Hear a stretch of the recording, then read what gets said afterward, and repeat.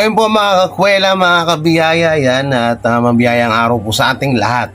At may panibagong reaction video na naman ho tayo na kung saan ay isa na naman pong Kalingap reactor ang nanunumbat ng tulong, no, na kahit si Kalingap Prab ay wala namang sinasabi ng panunumbat sa kanyang video, pero tong Kalingap reactor ay may lakas loob na manumbat sa tinutulungan ni Kalingap Prab.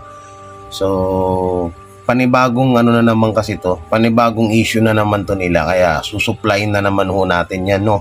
Kaya ito, panoorin natin at alam nyo na siguro, may kilala nyo yung boses nito kung sino to, no. Alam ko naman na may kilala nyo yung boses niya kasi nag-iisa lang naman siyang inihingal sa Kalingap reactor. Ang pangit lang ho kasi dito sa video na to, hindi ko alam kung saan to kumukuha ng kakapalan ng mukha kasi wala naman siyang naitutulong doon sa tao, pero siya yung may ganang manumbat. At ito na naman, kagaya nung video ni kagaya nung reaction ko nung nakaraan kay Lolo Nestor na lolo ni Reyna, ito may niluluto na naman panibagong issue at para maibash ng mga basher itong tatay ni Casey, no? So panoorin na natin para maintindihan nyo. So inaalang natin masyado kasi alam ko maraming naiirita dito sa tao na dito. Kaya yun, inaalang natin, pakinggan natin mabuti yung mga sasabihin niya, no? Isa yung sa kanaiba. So ito na guys, ang papa ni Casey mukhang demanding. Demanding. Naliliit. Demanding. Doon sa binibigay ni Kalingap Prab. Ulitin ko. Wala tayong cheche-bureche, no? At isa yun sa kanaiba.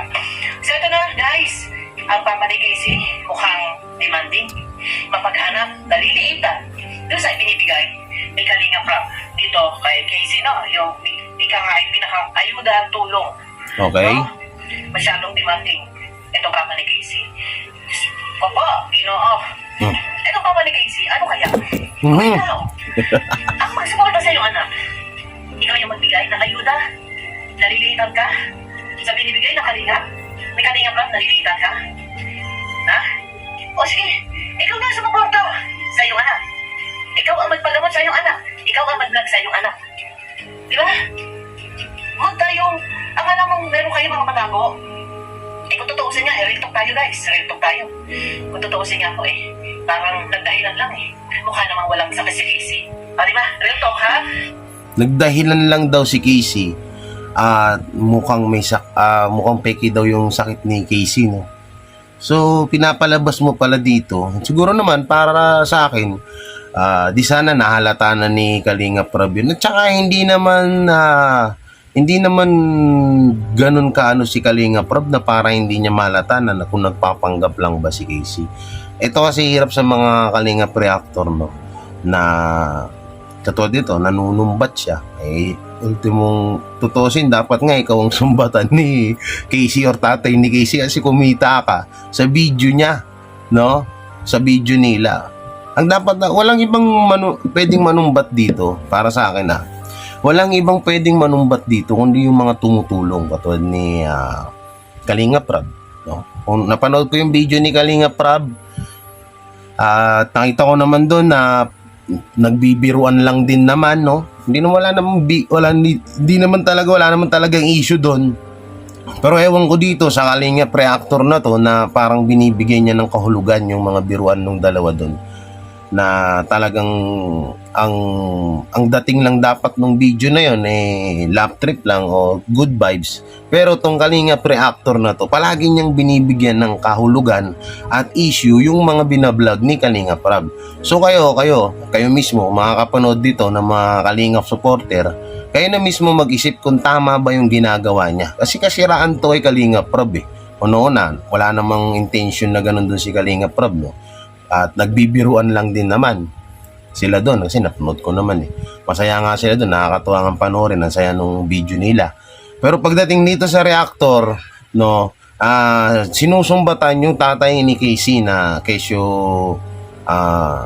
wala na naman natang buti, hindi na naman nasabi ba niya dito yung mamaya titignan natin yung video, baka may nandito na naman yung walang utang na loob, no.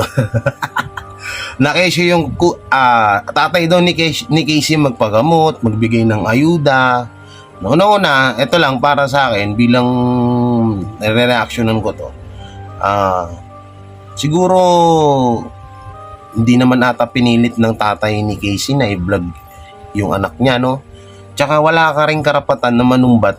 Una-una, reactor ka lang. Wala ka namang naiambag sa binibigay na ayuda ni Kalinga Prab, sarili niyang pera yon or kita niya sa YouTube yung binibigay niya doon.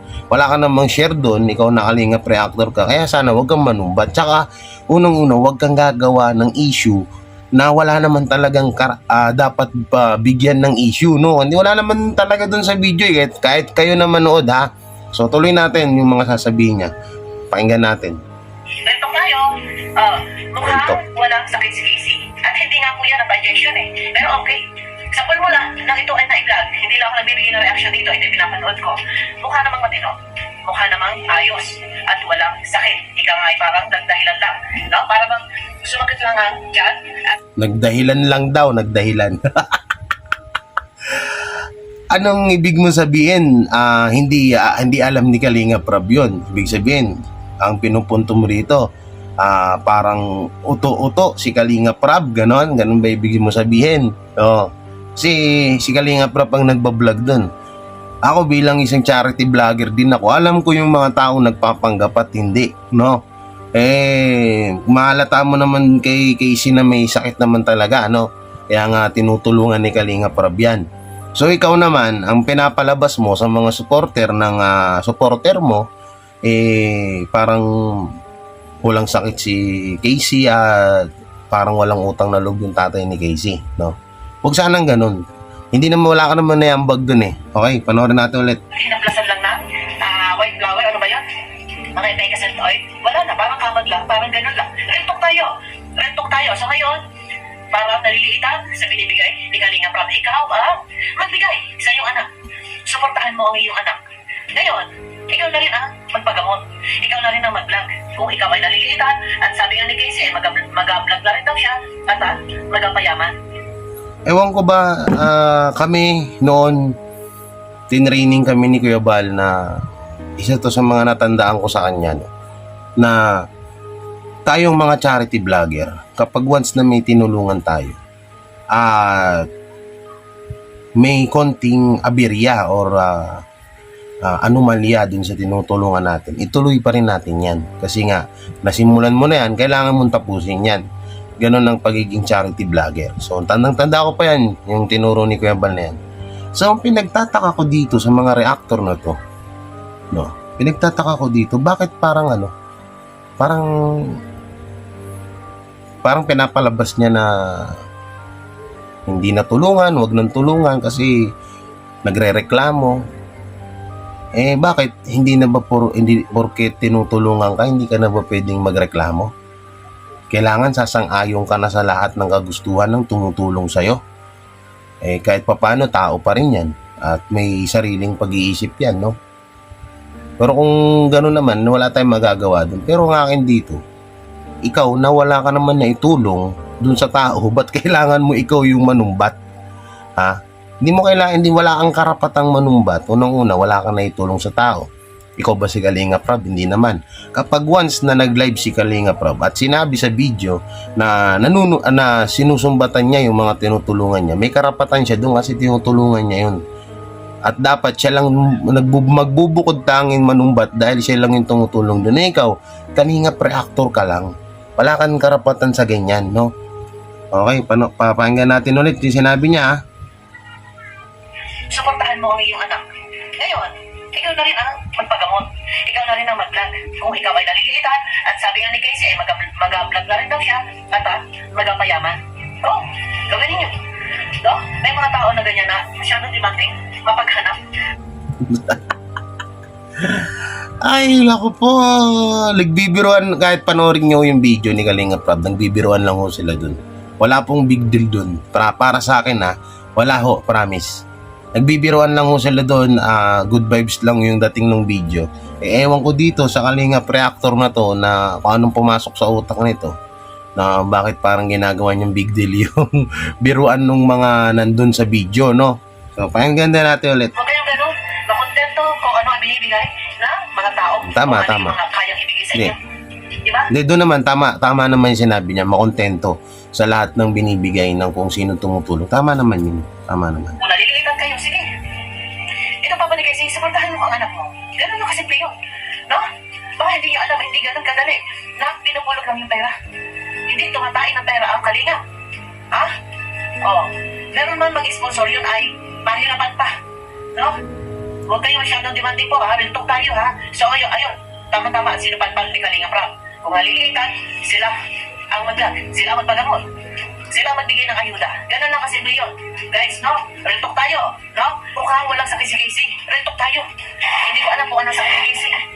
O kayo na ang bahalang humusga. Oo. Kayo ang bahalang humusga. At sa tatay, ikaw ang magbigay ng pera. Real talk tayo. At sa tatay, ikaw ang magbigay na pera sa iyong anak. Suportahan mo ang iyong anak. Ganun lang kasimple po yun. No? At huwag kayong umasa na bibigyan kayo ng malalaking pera. O gusto niyo yumaman, gusto niyo magpayaman, mag-vlog kayo. Ganun lang kasimple po yun.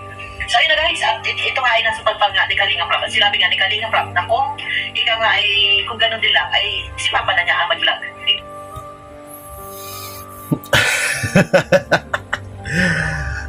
Ay, naku po. Lahat na lang ng lahat na lang ng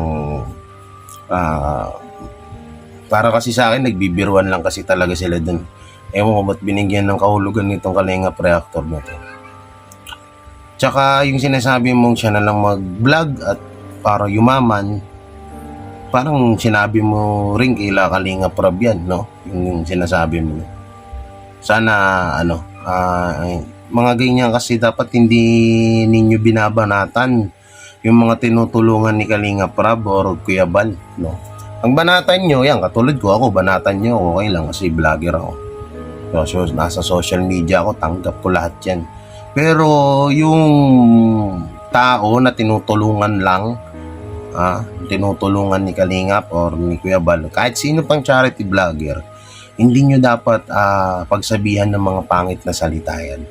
Pwede pagsabihan siguro, payuhan ng maayos at hindi naman kasi payo yung lumalabas sa bunganga niya.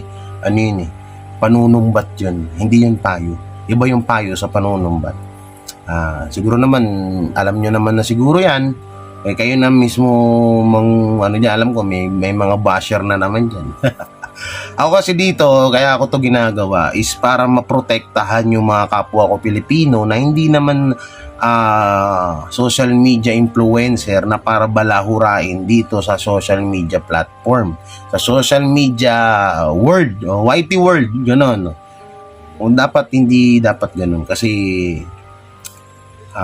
normal ho silang mga tao at hindi naman sila mga YouTuber. So siguro kung may pwedeng may manumbat dito kasi yung mga tumutulong yun. Tsaka higit sa lahat, kapag once na nakatulong ka na sa isang tao, hindi mo dapat kailangan isumbat yan. Kasi bukal yan sa puso mo yung pagtulong mo. Minsan hindi mo dapat isusumbat yan. No, kung talagang totoo ang pagtulong mo, hindi mo dapat kailangan susumbat yan. At higit sa lahat, hindi ka dapat manunumbat lalo't wala ka naman na iambag. So yun po, maraming salamat. Hanggang dito na lang to. Patuloy pa rin ako sa ganitong ko. Ito po ay dinidepensahan ko lang po yung mga kababayan natin sa mga ganitong klaseng mga vlogger, mga reactor na mambalahura lang ng mga kapwa natin Pilipino para sa sarili nilang pangangailangan. So, ayun po, maraming salamat at kayo na lang po bahala umusga kung sino ba yung tama sa aming dalawa ng Kalinga Reactor na to. So, ayun po, ingat and God bless. Bye-bye.